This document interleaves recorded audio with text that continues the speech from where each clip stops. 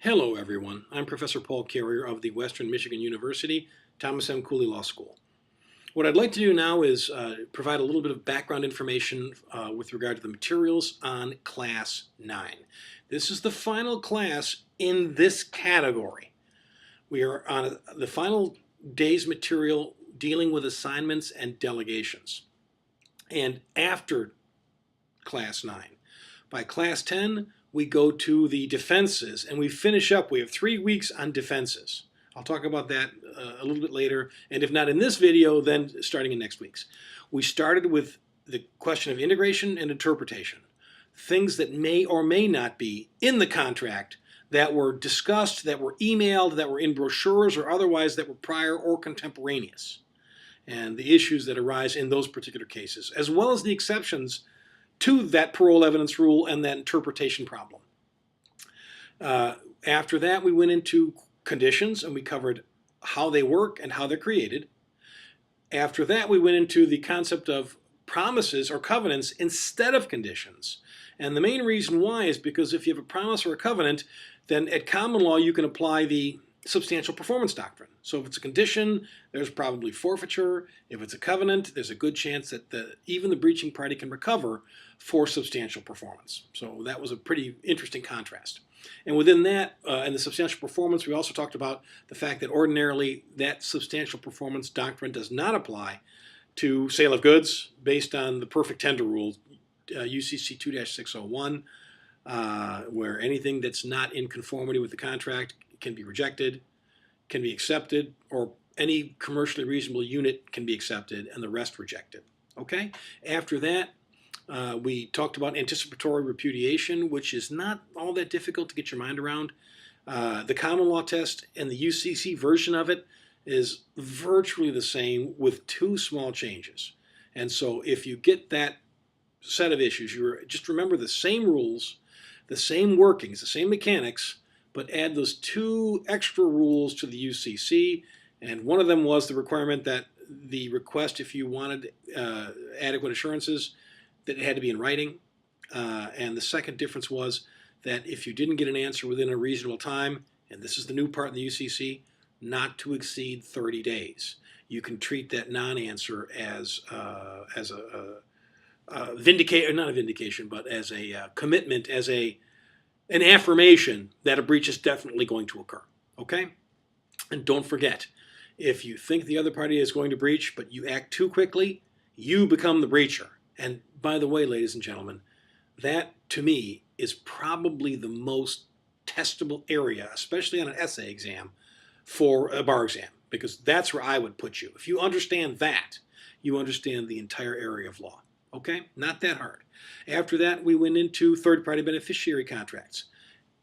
After that, we went into the assignments and delegations, and this is the second and final day where we deal with, or no, in fact, this is the third day, third and final week, we talk about assignments and delegations, if I'm correct.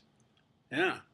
Anyway, third-party beneficiary, don't forget, and this is more of a practical tip, and it's not so much legal reasoning. It's not as legally pure. It's how to deal with things, not why, okay? But if you have a contract, and that contract contemplates, intended or incidental, that some other third party might have some activity, some benefit, something flowing from that contract being formed, you will address third-party beneficiary rules right there. If there is a pre-existing contract, and later people try to assign or delegate from that pre-existing contract, you should address it using assignment and delegation rules, okay? As we've been talking about the week before last and last week. Next week, we move out of assignments delegations into the final category of contracts too, and that is going to be defenses to formed contracts that may allow the party who has the defense to forestall the enforcement of the contract. So it's not a contract's 1 problem of formation, it's a contract's 2 problem of formations already set, but for some reason we don't think that we're going to enforce it. And you did learn at least one of those in contracts 1, which was the statute of frauds. But we'll cover that. We'll bring that up again, but even more importantly, in weeks 10 through 13, we'll cover things like duress, undue influence, unconscionability, etc., etc. Okay? So, back to today's material. We're on assignments and delegations, and I want to bring up a special case. The best example, perhaps, of an assignment is the situation where there is, and let me explain this with an example. It's easier to use an example. Somebody's going in to buy a very large appliance like a refrigerator and needs to pay monthly for a year over time. Okay? So you've got a contract to purchase the appliance. Party of the first part, the buyer doesn't have enough money, but does and can pay monthly. So a second contract, and this is the important one for our purposes, would be entered into whereby the buyer would promise to pay the seller monthly payments for 1 year. So let's forget for now the contract of purchase. Now let's only talk about the contract promise to pay for 12 months. That is a contract. And it's, at this point, between the two parties, the buyer and the seller. So the seller now gets that note, which he can legally, or she can legally, or it can legally enforce. Okay? That's the contract. At some future date, the seller doesn't want to wait and be paid over time. The seller would rather want the money up front, now. So the seller can take that contract, that promissory note, and now assign it to a third party, typically an investor. The investor likes to give out money and then receive the return money with some interest. That's great. Sellers usually don't want that. Investors do. So why can't the sellers get a smaller amount of cash now and use that cash to buy more stock, for example, new refrigerators, new other appliances? And then the other party then now becomes the collector, right, as assignee. So the seller would be the assigner of the promissory note, okay? And the investor would be the assignee of the promissory note with the right to assign. And we talked a little bit last time about vesting. So now if the assignee says, oh, I bought the note, don't send the money to the seller anymore, send it to me. Now that party is vested, okay? And this is the essence of UCC Article 3, negotiable instruments. There's a contract made, like a promissory note or even a check, by the way. And that represents a certain amount of rights. That's a formed set of rights. And later, those rights can be assigned to a third party. Okay? There's a policy, and why would that be? Well, there are investors who would love to put money out there and receive money back for an interest rate. And a good example, let's say you have to pay $1,200 for a refrigerator, $100 a month. You pay for 1 month to the seller, the department store, the appliance store. And the seller now has a cash crunch, needs to pay its workers.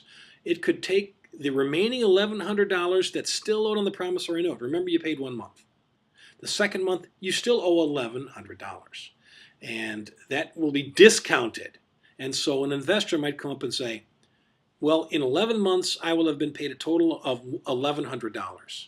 If I buy that note for $900, then I will make $200 by putting my $1,100 or my $900 out there and not having the right to have it for 11 months. Right? And in the 8th month I get a little more, the 9th month I get a little bit more. But if I buy it for $900, that $200 that is built in there is giving me the benefit for me buying that note. The policy here, however, is there's a common law. And the common law is this. If you assign your rights to someone else, that assignee is in no better position than the original party owed the debt. So if that person sold you a bad car and then you're supposed to pay another person, technically, in that scenario with pure contract, then that the buyer could assert the defenses of a bad car, even as against the new person he or she is supposed to pay. So if I could stop paying you as much as because of a breach, if I owed you on time for the car, and you give the note to your brother, I could say, well, I'm not paying you as much either because I don't have to pay your brother as much, and that means I don't have to pay you as much because in the ordinary contractual situation, the assignee is not a superior player. But for assignment in this regard, where we're dealing with what we call commercial paper, and you should study this more when you get to a sales class or a commercial transactions class, because it deals with Article 3 and Article 4. Okay? That if you have investors who want to go out and buy that paper at a discount, they still don't want to buy it if it brings with itself all kinds of extra risk. So why would an investor come and buy the note from me saying, well, if you did a bad job and you sold a bad car and the buyer doesn't have to pay you anything, or at least not the whole amount, I don't want to be the guy going to the court with him. I don't want this problem. So there's too much risk. So I'm not buying that note. The problem or the need is to make that note a super note, a super creditor who buys it. So what we do is we immunize these investors if they are what we call holders in due course. That will come in a little bit of a later time sales class, okay? But the idea is this. There's the note. And at common law, if there's a defense to the paying of that note for some reason, that defense follows when that note is transferred to other parties, when it's assigned to other parties. We have to get rid of that because no bank is going to buy a note that is rife with all kinds of defenses. And so if an investor buys one of these notes in good faith, a lot of the defenses that would be assertable as between the original parties, the claimant of the breach would not be able to assert against these honest holder in due course investors. Okay? So this is basically a special case of assignment delegation law where the rules are changed. Whereas, remember the common law rule? The assignee doesn't get any better rights. In this scenario, the assignee does in fact get superior rights. If he or she basically does not know what's going on with the underlying transaction, like the thing for the car, we don't know anything about that. All we know is this note where it's being paid over time. If that's the case, those investors are super investors or super creditors and are free of ordinary defenses that might have been possible with regard to the parties to the underlying agreement, which in our case was either the purchase of an appliance or the purchase of a vehicle. Okay? So I guess the good news is you won't have to worry about that a lot until you take a sales class, but it's still good to know at least a little bit about that because it still is an assignment issue. Now, let's talk about very briefly the cases with the remaining minute and a half that I have. Let's see here. The Wales case. Remember I told you that these investors become super creditors and they're protected from any defenses? Well, at one point that went too far. So now there's the general rule, the assignee has no better rights. This new rule, investors can be super creditors.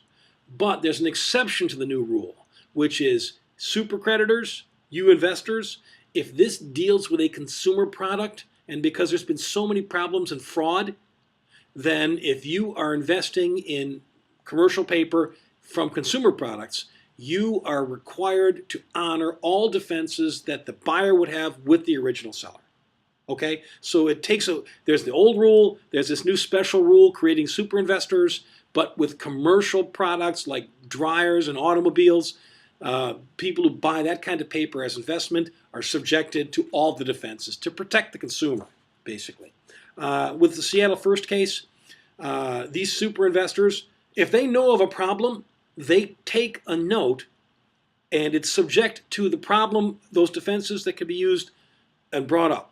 If they don't know, they're immunized. If they do know, if it occurs before they purchase a note, these super investors are going to be charged with that knowledge, and then they also can, because it comes before they buy the note, and they should know about it or do know about it, they're stuck with those consequences, and they lose their super creditor status in that regard.